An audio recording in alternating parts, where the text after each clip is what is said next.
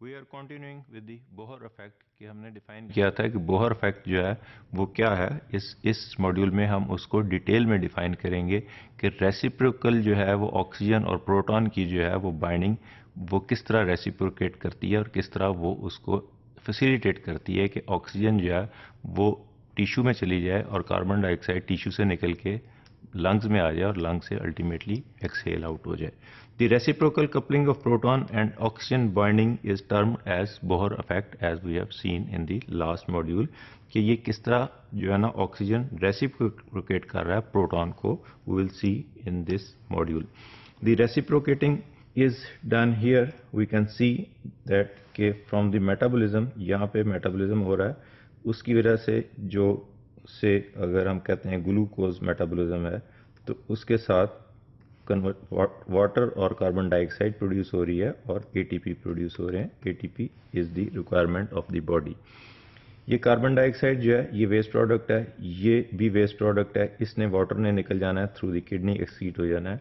अब इस carbon dioxide ने कैसे जाना है कि यहाँ कार्बोनिक एनहाइड्रेज एंजाइम हमने बोला था वो इसको कन्वर्ट करेगा कार्बोनिक एसिड में, वो अल्टीमेटली H2CO3 में कन्वर्ट करेगा, वो अल्टीमेटली जो है ना स्पॉन्टेनियसली डिसोसिएट हो जाएगा into bicarb and hydrogen ion. Hydrogen ion जो है वो हीमोग्लोबिन के साथ मिल जाएगा ताकि इसको बफर कर दे, ये इसका पीएच इंक्रीज ना करे जो है प्लाज्मा की, और ये इसकी बफरिंग की हाइड्रोजन इसके साथ मिलके इसने हाइड्रोजन हीमोग्लोबिन बना दिया और ऑक्सीजन यहाँ से उतर के इधर चला गया और ये ऑक्सीजन जो है ये मेटाबॉलिज्म के लिए यूटिलाइज होना शुरू हो गया यहाँ पे। This can be seen in the next few slides in detail कि ये किस तरह कहाँ पे जाके ये सारा प्रोसेस एक तरफ हो रहा है और दूसरी तरफ जो है लंग्स में इसके ऑपोजिट प्रोसेस हो रहा है जो कि टिश्यू के एग्जैक्टली ऑपोजिट है। This is the diagrammatic presentation जो हमने पहले भी थोड़ी सी डिस्कस की है। We will again see it in detail कि बॉडी टिश्यूज़ में क्या हो रहा है कि यहाँ पे मेटाबॉलिज्म हो रहा है, उसकी वजह से CO2 बनी।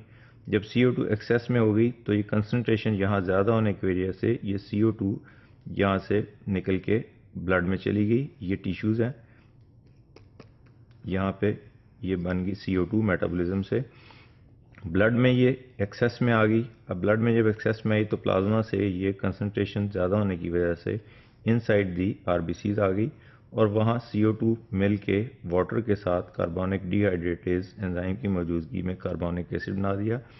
कार्बोनिक एसिड जो है वो कन्वर्ट हो गया, ये हाइड्रोजन हमने पीछे भी देखा है, ये इसके साथ HHV बना दिया इसने और ये कार्बोनिक एसिड कन्वर्ट हो गया into hydrogen and bicarb. Bicarb ultimately plasma में के अंदर चला गया और ये वहाँ से ट्रांसपोर्ट होगा अल्टीमेटली टू दी लंग्स और लंग्स में एग्जैक्टली इसके अपोजिट एक्शन होगा जिसकी वजह से ये कार्बन डाइऑक्साइड में दोबारा कन्वर्ट हो जाएगा और एक्सहेल आउट हो जाएगा। In the lungs the process reverses कि यही प्रोसेस जो है लंग्स में हमने पहले भी देखा है कि एग्जैक्टली यही प्रोसेस रिवर्स हो जाता है। यहाँ कार्बन डाइऑक्साइड ने कार्बोनिक एसिड बनाया और बाइकार्ब बना दिया, जबकि लंग्स में जाके यही बाइकार्ब जो है उसने हाइड्रोजन आयन के साथ मिलके CO2 बना दिया और वाटर बना दिया। जो CO2 है वो एक्सहेल हो जाएगी through the lungs into the periphery और इनटू दी एटमॉस्फेयर, जबकि दूसरी तरफ जो है कार्बन डाइऑक्साइड निकल जाएगी, ऑक्सीजन की सैचुरेशन यहाँ ज़्यादा हो जाएगी और अब ये ऑक्सीजन लेके ब्लड जो है उसको पेरिफेरल टिश्यू में डिस्ट्रीब्यूट करेगा। As oxygen binds to deoxyhemoglobin, protons are released and combine with the bicarbonate to form the carbonic acid. Dehydration of carbonic acid is catalyzed by the carbonic dehydratase or carbonic anhydrase enzyme forms CO2 which is ultimately exhaled into the atmosphere by the lungs. This is again the comparison of both the processes which are occurring in the periphery and in the lungs. We can see these are the alveolus और these are the lung tissue कि इसका जो छोटा सा area जहाँ ये conversion हो रही है उसको alveolus कहते हैं। ये पेरिफेरल टिश्यूज़ हैं, यहाँ पे सेल मेटाबॉलिज्म हुआ, मेटाबॉलिज्म से हमने कहा बाई प्रोडक्ट बनी कार्बन डाइऑक्साइड। अब इस कार्बन डाइऑक्साइड ने ये अल्टीमेटली इसके अंदर आ गई सिस्टेमिक सर्कुलेशन में ये कैपिलरी एंडोथीलियम से होके अल्टीमेटली प्लाज्मा में आई। प्लाज्मा में यहाँ कंसनट्रेशन ज़्यादा हो गई तो ये अंदर आ गई इन दी आरबीसीज। आरबीसीज में ये कन्वर्ट हो गई कार्बोनिक एसिड में। कार्बोनिक एसिड का से स्पॉन्टेनियस कन्वर्शन है इसकी into hydrogen and bicarb. Bicarb plasma में निकल गया और क्लोराइड इसके अंदर चला गया टू मेंटेन द इलेक्ट्रोन्यूट्रलिटी, और ये हाइड्रोजन इसके साथ बाइंड हो गया हीमोग्लोबिन के साथ ताकि इसको बफर कर दे। अदरवाइज इसकी अगर हाइड्रोजन अकेला फिरता रहेगा तो ये इसकी जो है ना वो पीएच को चेंज कर देगा, which is also fatal in cases of severe acidosis in humans. अब लंग्स में जाके क्या होगा, इसका एग्जैक्टली रिवर्स प्रोसेस होगा कि ये जो बाइकार्ब यहाँ था ये यहाँ पे एक्सेस में है, ये लंग्स में ये बाइकार्ब अंदर चला जाएगा और क्लोराइड बाहर आ जाएगा। एग्जैक्टली उसका रिवर्स प्रोसेस हो रहा है। और ये बाइकार्ब के साथ हाइड्रोजन जो हीमोग्लोबिन ने यहाँ हीमोग्लोबिन ने पकड़ा हुआ था, ये हाइड्रोजन इसने रिलीज कर दिया। ये इसके साथ हाइड्रोजन और बाइकार्ब ने मिल के अल्टीमेटली जो वो बना दिया कार्बोनिक एसिड। कार्बोनिक एसिड जो है अगेन यहाँ पे कार्बोनिक डिहाइड्रेटेज एंजाइम और कार्बोनिक एनहाइड्रेज एंजाइम की मौजूदगी में ये अल्टीमेटली कन्वर्ट हो गया CO2 और वाटर में।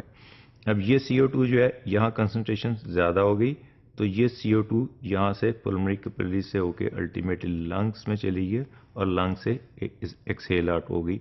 तो this is the detailed process of Bohr effect कि किस तरह जो है ना कार्बन डाइऑक्साइड प्रोड्यूस होती है पेरिफेरल टिश्यू में और किस तरह उसको वो जो है ना आरबीसीज लेके हीमोग्लोबिन उसको लेके पेरिफेरल टिश्यू से अल्टीमेटली लंग्स में जाते हैं और किस तरह लंग्स से जाके वो उसको एक्सहेल आउट करते हैं। This is an other diagrammatic presentation of the, यही उसी प्रोसेस की थोड़ी सी फ़र्क प्रेजेंटेशन है फॉर योर अंडरस्टैंडिंग कि इसी तरह हम कहते हैं कि ये फ्रॉम मेटाबॉलिज्म कार्बन डाइऑक्साइड निकली वाटर के साथ मिली, CD एंजाइम के साथ इसने कार्बोनिक एसिड बनाया। कार्बोनिक एसिड स्पॉन्टेनियसली कन्वर्ट हुआ बाइकार्ब और हाइड्रोजन आइंस में। हाइड्रोजन आइंस जो हैं उसको ले लिया हीमोग्लोबिन ने और ऑक्सीजन हीमोग्लोबिन ने दे दी for metabolism into the tissues जहाँ पे इसकी रिक्वायरमेंट है, और इसके प्रेशर्स हम इन डिटेल डिस्कस कर चुके हैं। इसकी जो हाइड्रोजन है वो इसने ले लिया और ये इसकी बफर कर दिया। ये मोस्टली हिस्टिडीन जो रेजिड्यू लेता है, we will discuss in detail. ये सारा कुछ वेन्स में हो रहा है। ये अल्टीमेटली जब ये चला जाएगा पल्मोनरी कैपिलरीज में या लंग्स के टिश्यू में तो वहाँ इससे एग्जैक्टली ऑपोजिट होगा कि ये एटमॉस्फेयर से ऑक्सीजन आई, ऑक्सीजन ने हाइड्रोजन के साथ मिली और यहाँ से ये हीमोग्लोबिन जो है ना, ये हीमोग्लोबिन का हाइड्रोजन उतर के इधर आ गया और ऑक्सीजन जो है ना इसके साथ अटैच होगी हीमोग्लोबिन के साथ, और ये अब ये ऑक्सीजन यहाँ अटैच हुआ और हीमोग्लोबिन पेरिफेरल टिश्यू में जाके अपनी ऑक्सीजन डिलीवर करेगा।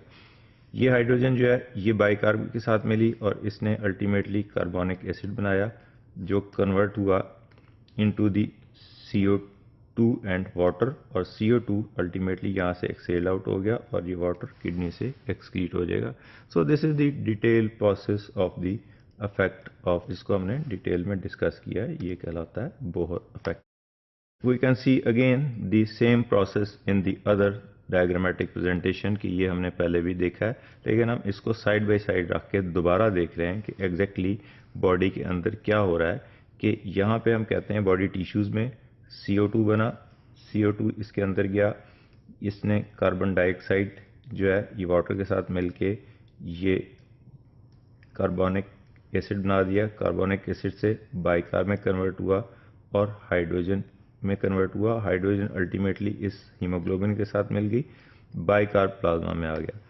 अब ये एक्सेस में जो बाइकार्ब प्लाज्मा में फिर रहा है, हमने कहा है कि जो है ना 80 to 85% जो है वो कार्बन डाइऑक्साइड जो है वो मूव होती है in the form of, transport होती है in the form of bicarb. ये बाइकार्ब यहाँ आ गया लंग्स में, लंग्स की कैपिलरीज में आके इसी बाइकार्ब ने कन्वर्ट होना है कार्बोनिक एसिड में, कार्बोनिक एसिड ने अल्टीमेटली CO2 में कन्वर्ट होना है और वाटर में, वाटर अल्टीमेटली एक्सक्रीट हो जाएगा फ्रॉम द किडनीज और ये CO2 एक्सहेल होके ये यहाँ प्लाज्मा में आई और ये बारीक बारीक सी कैपिलरीज जो हैं इसकी वॉल्स हैं और ये अल्टीमेटली लंग्स में आ गई और वहाँ से एक्सहेल आउट होके ये जो है ना एटमॉस्फेयर में हमारे सांस के ज़रिए बाहर निकल जाएगी।